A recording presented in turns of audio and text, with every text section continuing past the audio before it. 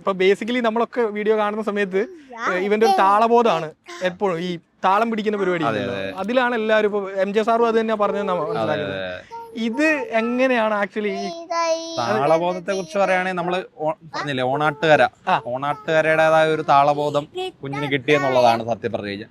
അപ്പൊ നമ്മുടെ 52 കരകളിലും ഇല്ലാത്ത പ്രത്യേകതയാണ് നമുക്ക് ഓണാട്ടുകരയില് കുത്തിയോട്ടമുണ്ട്.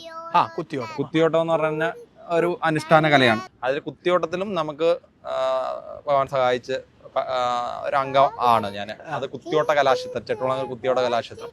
ഒരു പ്രശസ്തനായ കുത്തിയോട്ട കലാകാരനാണ് വിജയരാവ് കുറുപ്പ് എന്ന് പറഞ്ഞത്. അപ്പം സാറിന്റെ പ്രത്യേകത എന്ന് വെച്ച് കഴിഞ്ഞാൽ സാറ് ആ വരികൾ എഴുതി അതിനെ മ്യൂസിക് ചെയ്ത് അത് പാടുന്ന ഒരു 1000-ഓളം കുത്തിയോട്ട പാട്ടുകൾ സംഗീതം ചെയ്ത് പാടിയിട്ടുണ്ട്. അപ്പം സാറിന്റെ അനുഗ്രഹവും നമ്മള് വിചാരിക്കുന്ന സാറ് ഗുരുനാഥനാണ്. സാറിന്റെ അനുഗ്രഹം, പിന്നെ എന്നെ വഞ്ചിപ്പാട്ട് പഠിപ്പിച്ച വർമ്മ സാർ എന്ന് പറഞ്ഞ ഒരു 2 വർഷം മുമ്പ് സാറ് മരിച്ചു പോയായിരുന്നു. ആ സാറിന്റെയും വിജയരാഘോപ്പ് സാറിന്റെയും ഒക്കെ അനുഗ്രഹമായിരിക്കാം ആ ഒരു ഓണാട്ടുകാരുടെ താളബോധം അവന് കിട്ടി. കുത്തിയോട്ടത്തിന്റെ അതും ഈ കുത്തിയോട്ട സീസണിൽ ഇവൻ കൂടുതലും കുത്തിയോട്ട പാട്ടുകൾ പാടും, വഞ്ചിപ്പാട്ടിന്റെ സീസണിൽ കൂടുതൽ വഞ്ചിപ്പാട്ടും പാടും. ഈ വള്ളത്തില് ഇവനെ കൊണ്ടുപോയിട്ടുണ്ടോ? വള്ളത്തില് നമ്മള് ആക്ച്വലി എന്ന് പറയുന്നത് ഏജ് ലിമിറ്റ് ഒരു 18 വയസ്സാവാതെ നമ്മള് വള്ളത്തില് കയറ്റാൻ പറ്റത്തില്ല. ചേട്ടൻ ചെന്നിത്തലല്ലേ? ചെന്നിത്തല പള്ളിയോടം. ചെന്നിത്തല പള്ളിയോടം എന്ന് പറയുന്നത് ഇപ്പൊ ഓരോ പള്ളിയോടങ്ങളിലും ഇതിലുള്ള ആളുകളുടെ എണ്ണം വ്യത്യാസമായിരിക്കില്ലേ? ആളുകൾ ഇത് 2 ഭാഗമുണ്ട് ഇവിടെ ആറന്മുളയില്, A-B എന്ന് പറയുന്നത്. അതിന്റെ അമരപ്പൊക്കവും നീളവും അനുസരിച്ചൊക്കെ 2 ഭാഗങ്ങൾ. നമ്മള് ബി ബാച്ചിൽപ്പെട്ടൊരു പള്ളിയോടമാണ് ചെന്നിത്തല പള്ളിയോടം എന്ന് പറയുന്നത്. അപ്പൊ അതുമായിട്ട് അതിനകത്ത് ഒരു 65 പേരോളം 60-65 പേരാണ്. ഈ വള്ളസദ്യന്റെ ചടങ്ങുകൾ ശരിക്കും എന്താണ്? ഒരു പള്ളിയോടത്തിന് നമ്മളൊരു ഭക്തൻ വഴിപാട് നേരെയാണ്. ആറന്മുള അമ്പലത്തിലെ ഏറ്റവും ഇഷ്ടമായ വഴിപാടാണ് വള്ളസദ്യ എന്ന് പറയുന്നത്. അപ്പൊ ഒരു പള്ളിയോടെ കരകൾക്കാണ് നേരുന്നത്. ആ പള്ളിയോടെ കരകൾ നേർന്ന് പള്ളിയോടം നമ്മുടെ കടലിൽ എടുക്കുമ്പോഴത്തേക്ക് നമ്മൾ ആദ്യം അവിടെ ആറന്മുള അമ്പലത്തിൽ 2 പറയിടും. അത് ഒരെണ്ണം ഭഗവാനും ഒരെണ്ണം നമ്മുടെ പള്ളിയോടെ കരകൾ എന്ന് പറഞ്ഞിട്ട് അതാണ് ആദ്യം തുടങ്ങുന്നത് പള്ളിയോടെ വള്ളസദ്യ ദിവസം.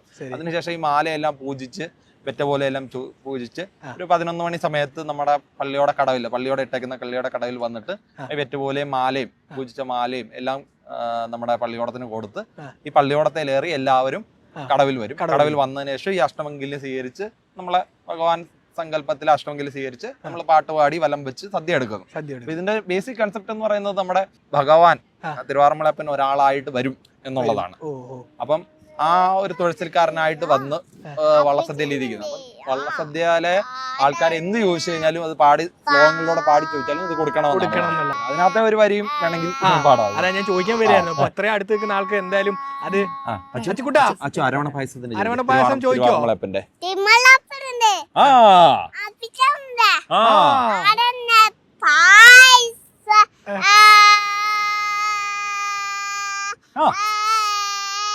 അത് കൊണ്ടുവാ തിരുവാറന്മുളയപ്പന്റെ തിരുവാർപ്പിൽ നേദിച്ച അരവണ പായസം. അതായത് അവിടെ അകത്ത് നേദിച്ച പായസം. ആ പായസം കിട്ടിയാൽ നമുക്ക് സദ്യയുടെ ചടങ്ങുകൾ തുടങ്ങത്തുള്ളൂ. അത് ആക്ച്വലി എല്ലാവരും കൂടി ഉറക്കെ വിളിച്ചു പറയാം. ഒരാൾ പാടും, അതിന് ഉറക്കെ ബാക്കിയുള്ള സപ്പോർട്ട് ചെയ്യുന്നവര് അത് കൊണ്ടുപോവാന്ന് പറയും.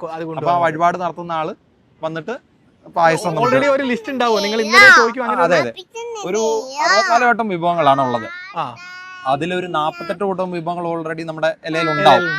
പിന്നെ ഒരു 26 കൂട്ടം വിഭവങ്ങള് നമ്മൾ പാട്ടിലൂടെ ചോദിക്കും, ശ്ലോകങ്ങളിലൂടെ ചോദിക്കും. അതൊക്കെ വെച്ചേക്കുന്നത്. അപ്പം ഓരോ ഐറ്റത്തിനും വള്ളസദ്യയിൽ ഓരോ രീതിയിലല്ലേ പാടി വിളിക്കാം. അപ്പൊ എന്റെ ഒരു കൗതുകത്തിന് ഞാനൊരു വെറൈറ്റി ഐറ്റം പറയാം. ഇപ്പൊ ഒരു അമ്പഴങ്ങ അച്ചാർ ഉണ്ടെങ്കിൽ അമ്പഴങ്ങ അച്ചാർ എങ്ങനെയായിരിക്കും നിങ്ങൾക്ക് വേണമെന്ന് തോന്നിക്കഴിഞ്ഞാൽ? അത് പൊതുവെ ഇലയിൽ ഉണ്ടാവുന്ന ഒരു ഐറ്റം അല്ലല്ലോ. അല്ല നമുക്ക് അതിനകത്ത് ഈ 26 ഞാൻ പറഞ്ഞ 26 കൂട്ടം വിഭവങ്ങളിൽ ഒന്നാണ് ഈ അമ്പഴങ്ങ അച്ചാർ പാടി ചോദിക്കുന്നത്.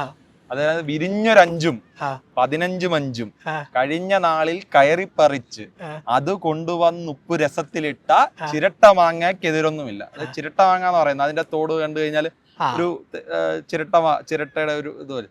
ആ ചിരട്ട മാങ്ങക്കെതിരൊന്നുമില്ല. അപ്പൊ അത് കൊണ്ടുപോകാന്ന് പറയും. അത് അമ്പഴങ്ങ അച്ചാർ ഏറ്റുപാട്. അത് കൊണ്ടുപോകാന്ന് പറയുമ്പോൾ ആ വഴിപാട് നടത്തുന്ന ആള് ഇലയിൽ കൊണ്ടുവരണം.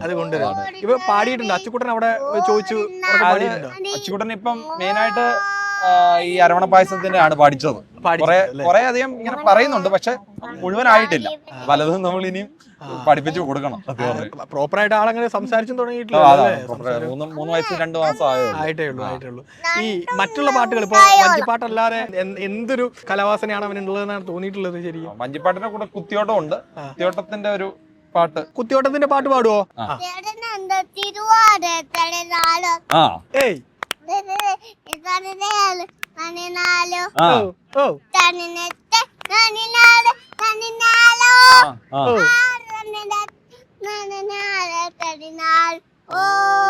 തിരുവാറ്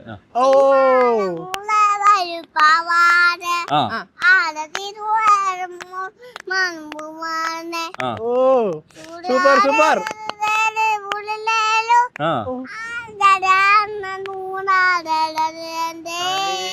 തനതിന്ദ തിരുതാന തനനാനം താനനനതിന്ദഗതഗതൈദൈ തനനാനം.